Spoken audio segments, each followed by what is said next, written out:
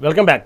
ఎట్టకేలకు కేంద్ర ప్రభుత్వం చారిత్రాత్మకమైనటువంటి మహిళా రిజర్వేషన్ బిల్లు ప్రవేశపెట్టడం 131వ రాజ్యాంగ సవరణ ద్వారా ఏదైతే చేశారో ఉదయం నుంచి ఎంత ఉత్కంఠంగా సాగినటువంటి ఈ బిల్లు సంబంధించిన అంశంలో ఎట్టకేలకు వీగిపోవడం జరిగింది. అసలు దీనికి కారణాలు ఏంది, ఎందుకు సరైనటువంటి 2/3 మెజార్టీ సాధించలేకపోయింది, దీని గురించి మరింత వివరణ మనం డిబేట్లో డిస్కస్ చేద్దాం. ప్రస్తుతం మనతో పాటు సిద్ధంగా ఉన్నారు కృష్ణారెడ్డి గారు, బీజేపీ నాయకులు, అదేవిధంగా కాంగ్రెస్ నాయకులు రామచంద్ర గౌడ్ గారు ఉన్నారు, అదేవిధంగా బండారు రామ్మోహన్ రావు గారు మనతో పాటు సిద్ధంగా ఉన్నారు, విశ్లేషకులు. ముందుగా బండారు రామ్మోహన్ రావు దగ్గరికి వెళ్దాం. రామ్మోహన్ రావు గారు నమస్తే అండి. నమస్కారం. రామ్మోహన్ రావు గారు, ఇప్పటి వరకు ఎంతో ఉత్కంఠంగా చూసాము మహిళా రిజర్వేషన్ బిల్లు. ఎట్టకేలకు అందరూ మహిళా రిజర్వేషన్ బిల్లు అనుకూలమైన అన్ని పార్టీలు అయినప్పటికీ కూడా ఎందుకు 2/3 మెజార్టీ సాధించలేకపోయింది, దీని ప్రధాన కారణం ఏంటి? గారు, మీకు మిత్రుడు కృష్ణారెడ్డి గారికి, అట్లాగే మీకు రామచంద్ర గౌడ్ గారికి, మెగా లైన్ ప్రేక్షకులకు నమస్కారం. ఇవాళ నా ఉద్దేశం అంటే పార్లమెంట్ చరిత్రలో చీకటి రోజు అంట. నేను రెండు పార్టీలు అంటున్నాను, వారి బిల్లు వ్యతిరేకమైన ఓటేసిన బిల్లును కానీ అనుకూలంగా ఓటేసిన బిల్లును కానీ. ఎందుకంటే ఇవాళ మహిళా హక్కుల హరణం జరిగింది. వీళ్ళ రాజకీయ పోరాటంలో ఈ రెండు పార్టీల, రెండు కూటముల హోరాహోరీ రాజకీయ పోరాటంలో మహిళలను సంవిధానంగా చేసింది అంటున్నారు. మహిళలను మధ్యన పెట్టుకొని ఆవునావులు కొట్లాడుకుంటే లేగదూడ కాళ్ళు విరిగినట్టు ఇవాళ మహిళల హక్కును హరించారంటున్నాడు. ఎవడు పెట్టమన్నాడు బిల్లును? ఇది సమయం కాదు, సందర్భం కాదు అన్నాను. మొదటి చెప్తున్నాను, ఆల్రెడీ పాస్ అయిన 2023లో పాస్ అయిన బిల్లును మళ్ళీ ముందరికి పెట్టి దాన్ని సెకండ్ గా చూపించి ముందట అంత మిగతా రెండు బిల్లులు పెట్టి అన్యాయం చేసింది మొట్టమొదటి బీజేపీ. స్పష్టంగా చెప్తున్నాను. ఆనాడైనా మొదటి నుంచి అంటడానికి ఫెయిల్ అవుతుంది, ఈ సమయం కాదు, సందర్భం కాదు, తప్పు చేస్తున్నానని. అట్లాగే ఆ బిల్లును సమర్థించండి. 250% పెంచుకుంటూ మొత్తం 816 సీట్లకు పెంచడం కానీ ఇదంతా సమర్థించడం.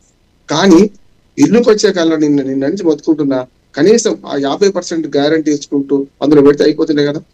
నేను గ్యారంటీ వాగ్దానం చేయమంటారా, గ్యారంటీ అంటారా, తమిళంలో ఏదో మాట్లాడి చెప్పమంటారా అని దుర్మార్గంగా నేను బీజేపీ గురించి మాట్లాడుతున్నా, వాళ్ళు కాంగ్రెస్ గురించి మాట్లాడలేదు. ఈ ఒక్కదక్కే మాట్లాడాను.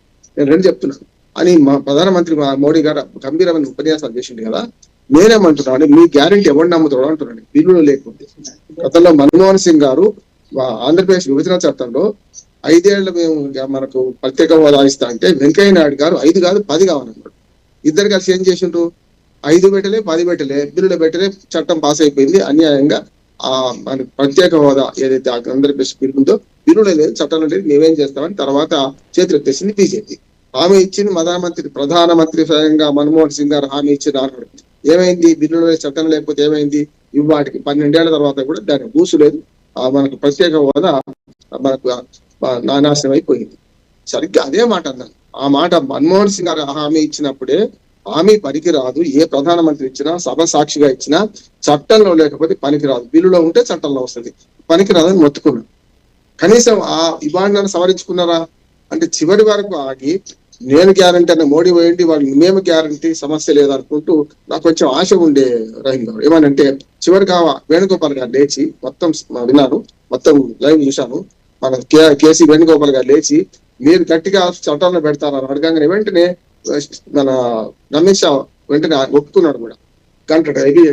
గంటలో నేను మళ్ళీ బిల్లు తీసుకొని వస్తా, బిల్లులో ఈ 50% పెడతా అన్నాడు కదా.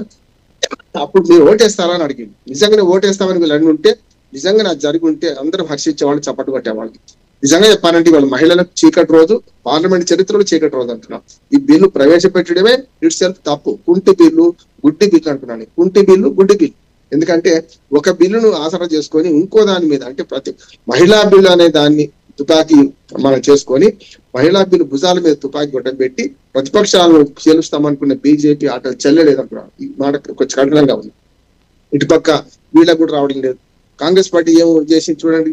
నేనేమంటే బీజేపీతో నిండి పంచాయతీలు ఉన్నా 850 సీట్లు పెంచుతాము, 850, 816 ఏమో 50% రేషియోలో పెంచుతాము, కేంద్రపాలిత ప్రాంతాలు కాకుండా కూడా పెంచుతాము అని రాష్ట్రాల వాటి లెక్కలు చెప్పిన తర్వాత కూడా దాన్ని అంగీకరించే క్రమంలో 1 గంట ఓపిక పడితే నిజంగా ఆ సవరణ చేసుకొని వస్తే వీళ్ళు అంగీకరిస్తే బాగుండేది. వాళ్ళు అవునంటే మేము కాదు అనే మొండి పట్టుదలతో ఇద్దరు కూడా ఇవాళ మహిళలకు ద్రోహం చేసిండ్రు. ఇద్దరిని క్షమించేది మహిళా సమాజం అంటున్నాడు.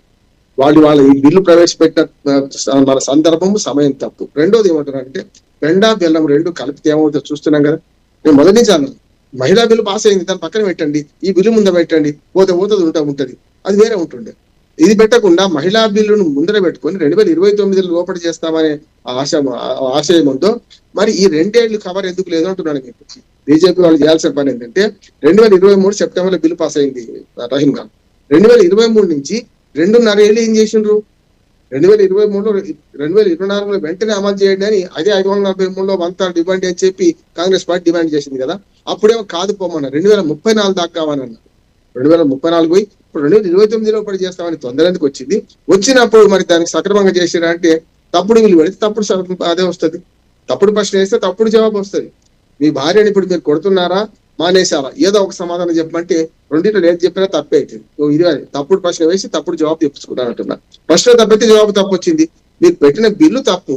ఎందుకు తప్పు అంటే మహిళా బిల్లు ఆల్రెడీ పాస్ అయింది, మేము అందరం అంగీకరించడం అన్నాం.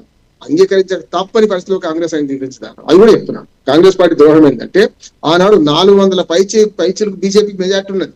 మీకు తెలుసు కదా కృష్ణారెడ్డి గారు, 303 మంది బీజేపీకి ఉన్నారు. స్వయంగా 50 మంది మిత్రపక్షాలు ఎన్డీఏ కుటుంబంలో ఉన్నారు. రహస్య స్నేహితుడైన వైసీపీకి 22 సీట్లు ఉన్నాయి, నవీన్ పట్నాయక్ 17 ఉన్నాయి. అన్ని కలిసి 400 సీట్లు ఉన్నాయి కనుక కాంగ్రెస్ వారి సహకారం లేకుండా బిల్లు పాస్ అయింది. అది కూడా చెప్తున్నాం. తప్పనిసరి వీళ్ళు బిల్లు పాస్ అయితే ఎట్లయినా అవుతుంది కానీ వాళ్ళు మద్దతు ఇచ్చారు అన్న మహిళా బిల్లు. ఏది 2023 సెప్టెంబర్ మహిళా బిల్లుకు కాంగ్రెస్ పార్టీ వాళ్ళకి ఏమో ప్రేమ ఉండి ఇవ్వలే.